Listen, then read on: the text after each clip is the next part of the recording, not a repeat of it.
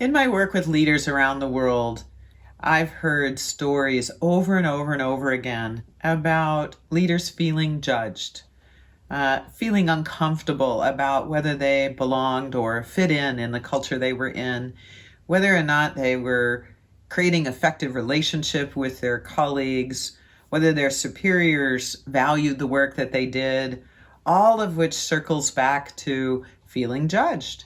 And in response, they noticed that they adopted a way of being in the organization that was an expected persona.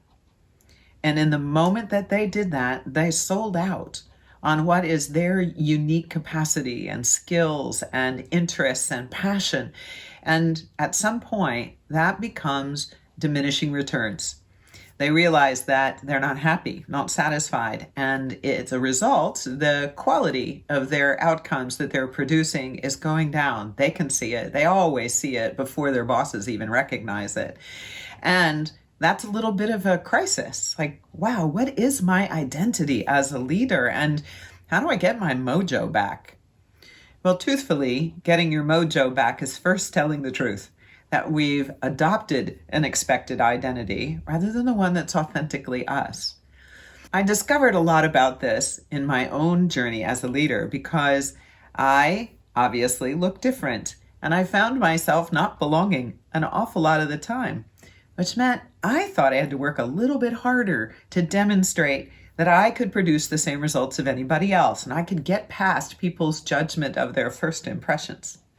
Unfortunately, this backfired because people saw me as ambitious and perhaps a little dismissive and maybe a little too driven, and I made them uncomfortable because I was good at it. Well, it's just not enough to be able to produce results. We all want to belong. Connections in our DNA as human beings. And what I realized ended up being rather mirror shattering because as I began to tell the truth about what was motivating my perceived ambition, I was running away from myself and judgment of myself.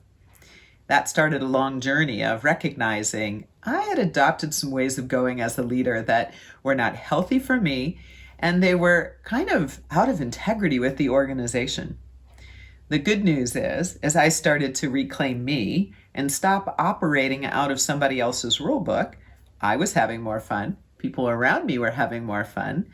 I had access to my innate creativity and innovation, and a whole suite of new opportunities opened up. It wasn't about changing companies. It was about unlayering the things that were in the way of me using capabilities that were uniquely mine and, truthfully, the organization really wanted from me. I began to realize how important it is that when we look at judgment, we start first with ourselves. If I'm feeling reactive in some way to a person or a situation, the first question I ask myself now is this really about them? What's happening inside of me that I'm even feeling this reaction?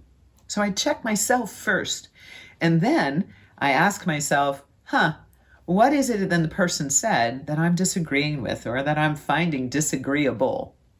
Because the truth is, we want to disagree with each other in organizations. The only way to allow something new to emerge is through constructive debate.